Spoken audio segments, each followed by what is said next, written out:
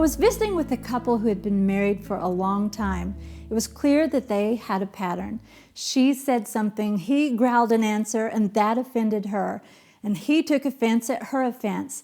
It wasn't over anything of importance, but it was a crazy dance that spiraled over the smallest of things. When the day ended, I wondered, did they know the damage they were inflicting?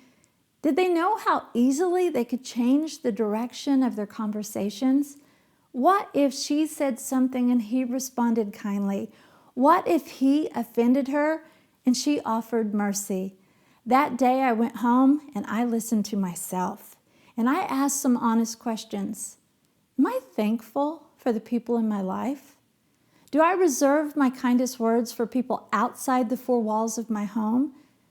Do my children see me smile or laugh? Does my spouse hear words of kindness?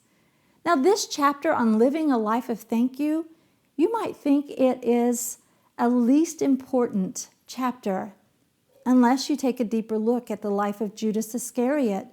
Jesus chose Judas because there was good in him, yet ingratitude slipped into the heart of Judas. It was small. It lingered there. He fed it. It grew. Ingratitude led Judas to greed, and greed led to betrayal. And betrayal led to the loss of the most precious gift Judas ever had. A lack of gratitude takes us down paths we were never intended to travel. Like Judas, it starts small. We want what others have, but we fail to see the beauty of what we've been given. We strive and complain and grumble, failing to realize the power of our words on our home, on our relationships, and in our own heart. We take for granted what others are praying for, like a family, a job, our health, that meal on the table, that friend who always shows up. Judas was tempted by ingratitude. But up until the moment he entered eternity, there was hope for a U-turn, if only he had taken it. Living a life of ingratitude affects everything and everyone around us, but so does living a life of thank you. What if that couple began to turn their words around little by little?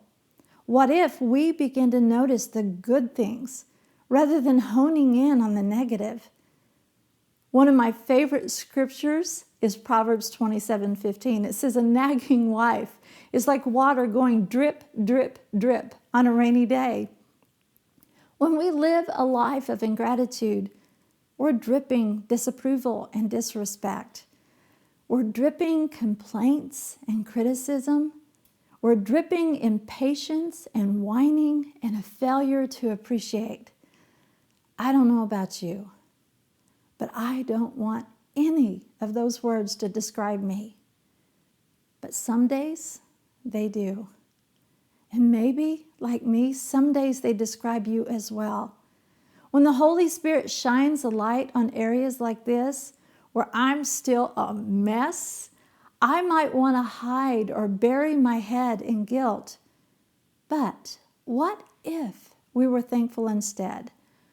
What if we turned even this around, praising Him because He loves us enough to shine a light where we need His help and healing?